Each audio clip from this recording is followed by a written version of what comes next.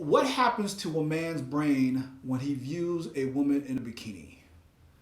That was a research question that someone asked, and yeah, we're gonna talk about that right now. Yeah.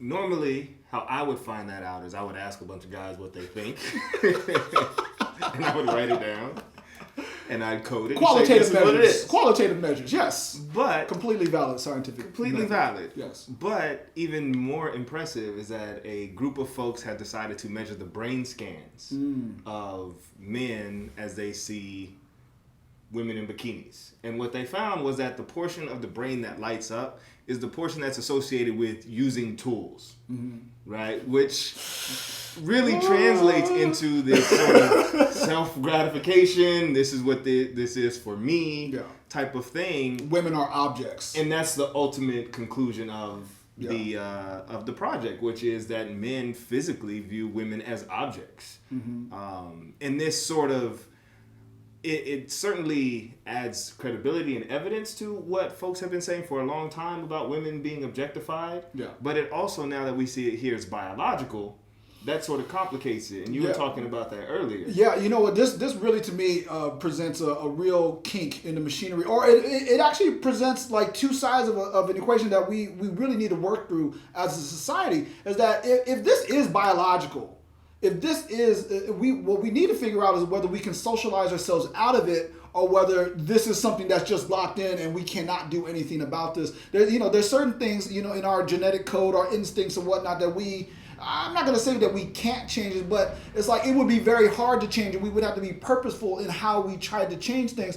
But if this is right, it's like, because if men are viewing women, scantily clad women, as objects, then I don't want to jump into the ship of where people are automatically going, well, that means that women should cover up more or whatever. Please do not misunderstand me. My wife is very modest. I'm going to train my daughter, train my daughter. I'm going to tell my daughter, no, I'm going to train my daughter to be very modest. I'm going to own this one, and whatnot, and say, and to have her be modest, and yet at the same time, I don't want, like I said, I don't want people automatically saying, well, then that means that if a woman is dressed that way, that she's trying to achieve a particular objective, or that she's objectifying herself. And it's like, yo, there's a lot of different ways to measure this and thinking about this, and that's not, like I said, automatically the route I want to go to. What I want to go to, though, like I said, is to understand that if this is biological, then we are going to have to work really hard in order to try to change this behavior, if that's what we need to do, or we need to figure out, like I said, if it's something that we even want to try to change and whatnot, and then what does that process even look like? Because because they only did this in the United States, right? Yeah. Like they only did it in the United States. And so to me, the real big measure is to do this in a country that's like a hunter-gatherer society, where the women basically walk around naked, or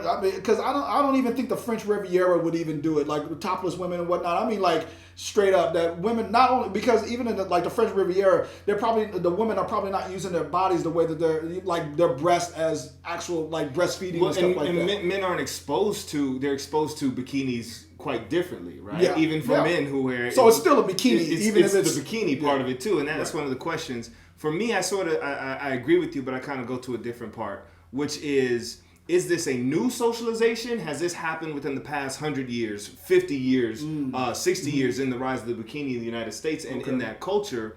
Or is this something that, when the rise of the bikini happened, did that tap into something that was already there biologically from wherever, 300 years, 3,000 years, however we want to mark it? It makes a difference if we have been socialized into this, rather than re-socialize and changed our body.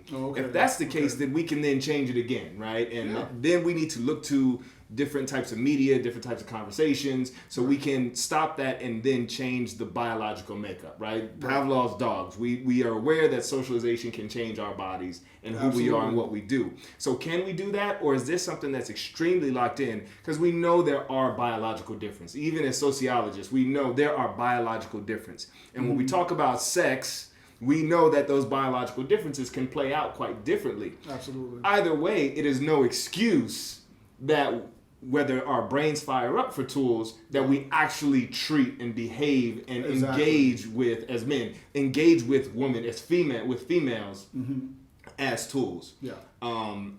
It's funny you said train your daughter. I'm certainly going to be careful and aware and cautious. Oh gosh, the thought of this just already freaks me out. But I mean, but you can't ignore both sides of the equation, though.